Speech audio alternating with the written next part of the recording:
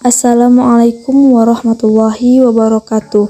Perkenalkan, nama saya Intan Permatasari dengan NPM 101201877 dari kelas C4 Manajemen.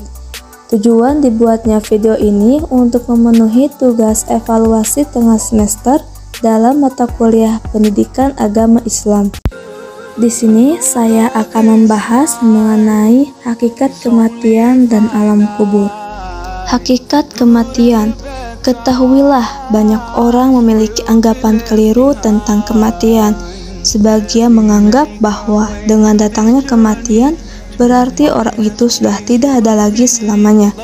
Tak akan ada peristiwa kebangkitan kembali, pengumpulan di padang mahsyar, dan akibat yang harus diterima untuk amal baik maupun amal jahatnya. Menurut mereka, matinya seseorang itu sama saja dengan matinya binatang-binatang atau seperti keringnya tumbuh-tumbuhan. Itulah anggapan kaum ateis dan setiap orang yang tidak beriman kepada Allah serta hari kiamat. Dan ada pula yang beranggapan bahwa ruh itu abadi dan tidak musnah bersama kematian.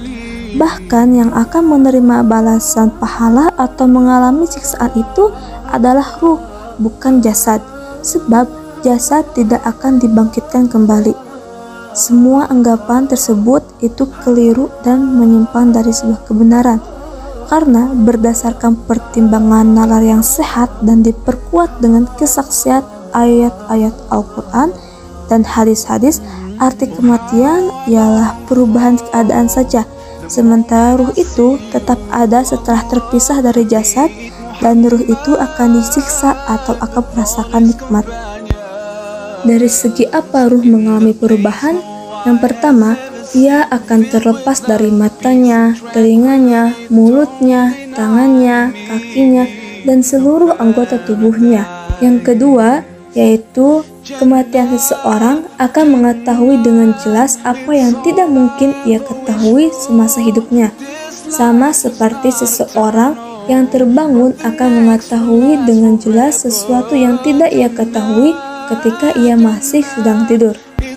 Pada hakikatnya, semua manusia itu dalam keadaan tidur, dan ketika sudah mati, mereka pasti akan terbangun. Pertama yang akan terlihat jelas olehnya adalah amal-amal kebajikan yang akan berguna baginya, dan sekaligus amal-amal jahat yang akan menimpakan madarat padanya. Semua itu sudah tertulis pada sebuah buku yang terlipat dan tersembunyi di dalam hatinya. Akan tetapi, kesibukan duniawi sering menganggapnya untuk bisa membaca dan memperlihatkan soal tersebut. Dan jika kesibukan tersebut sudah terhenti sama sekali, maka seluruh amal perbuatannya akan terlihat jelas di depan mata. Akibatnya, setiap amal kejahatan ia merasakan penyesalan yang mendalam, yang membuatnya yakin akan masuk neraka. Ia ingin sekali selamat daripadanya, dan pada saat itulah dikatakan kepadanya, sebagaimana Allah Subhanahu wa Ta'ala berfirman dalam Quran surah Al-Isra ayat 14, A'udzubillahi minasyaitonirrajim, Bismillahirrahmanirrahim, Kafa binafsikal yawma 'alaika hasiba, yang artinya cukuplah dirimu sendiri pada waktu itu sebagai penghisap terhadapmu. Jadi semua itu terlihat dengan jelas ketika nafas sudah berhenti dan sebelum jasad dikuburkan. Pada saat itulah berkobarlah di dalam dirinya api perpisahan. Hanya amal yang dilakukannya saja yang akan menemaninya sebagai bekal menuju akhirat. Memang hakikat kematian itu tidak mungkin bisa dilihat. Kematian hanya bisa dikenali oleh orang yang mampu mengenali kehidupannya, dan untuk mengenali kehidupan harus dengan mengenali hakikat ruh itu sendiri.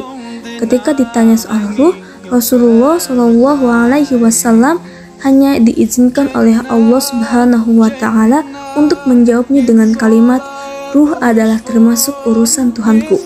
Hadis riwayat Bukhari dan Muslim. Diriwayatkan oleh Anas bahwa Nabi SAW bersabda, "Idza mata ahadukum uridu alaihi maq'aduhu budwatan wa 'ashiyatan, in kana min ahlil jannah faminal jannah wa in kana min ahlin nar faminan nar." wa yuqulu hadza maq'aduka hatta tub'atsa ilaihi yaumal qiyamah. Apabila salah seorang di antara kalian mati pagi dan petang, ia akan diperlihatkan tempat kembalinya. Jika termasuk calon penghuni surga, ia akan diperlihatkan surga, dan jika termasuk calon penghuni neraka, ia akan diperlihatkan neraka.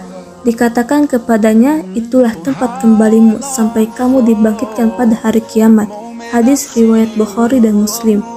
Jadi, siksaan dan kebahagiaan akan terlihat dengan jelas bagi orang-orang yang sudah dapat menyaksikan tempat kembalinya. Kemudian alam barzah atau alam kubur, yaitu suatu alam atau tempat yang merupakan terminal persinggahan ruh manusia setelah kematian, yaitu setelah ruh terpisah dari jasadnya. Di alam barzah inilah ruh manusia berada dan menunggu sampai datangnya hari kebangkitan yang juga lazim disebut juga hari kiamat. Sebagaimana Allah Subhanahu wa taala berfirman, A'udzubillahi minasyaitonir rajim. Minha khalaqnakum wa fiha nu'idukum wa minha nukhrijukum taratan ukhra. Yang artinya, dari bumi itulah kami menjadikan kamu dan kepadanya kami akan mengembalikan kamu, dan daripadanya kami akan mengeluarkan kamu pada kali yang lain. Quran Surah Toha ayat 55. Maka dapat disimpulkan, Nabi SAW bersabda, perbanyaklah mengingat sesuatu yang bisa menghilangkan kelezatan hidup. Apa itu? Yaitu zikrul maut, mengingat kematian. Karena mengingat kematian itu membuat seseorang yang sedang lalai jadi sadar. Kita sering dilalaikan dengan kenikmatan hidup, dilalaikan dengan harta, dilalaikan dengan hiburan, dilalaikan dengan keluarga. Banyak hal-hal yang sifatnya melalaikan kita dalam kehidupan di dunia, melalaikan kita dari Allah, melalaikan kita dari berbuat baik, melalaikan kita dari taubat. Sehingga kalau ada seseorang yang merasa aman dari kematian, cobalah dia melihat di sekelilingnya. Bukankah kematian itu telah datang? Banyak orang yang kita kenal, di antara mereka ada yang tua, ada yang muda, ada yang sakit, bahkan ada yang pula yang tidak sakit, tiba-tiba wafat saja. Sehingga kita renungkan tentang kematian ini. Insya Allah itu akan menyadarkan kita untuk segera bertaubat. Sekian yang bisa saya sampaikan, semoga bermanfaat. Terima kasih. Wassalamualaikum warahmatullahi wabarakatuh.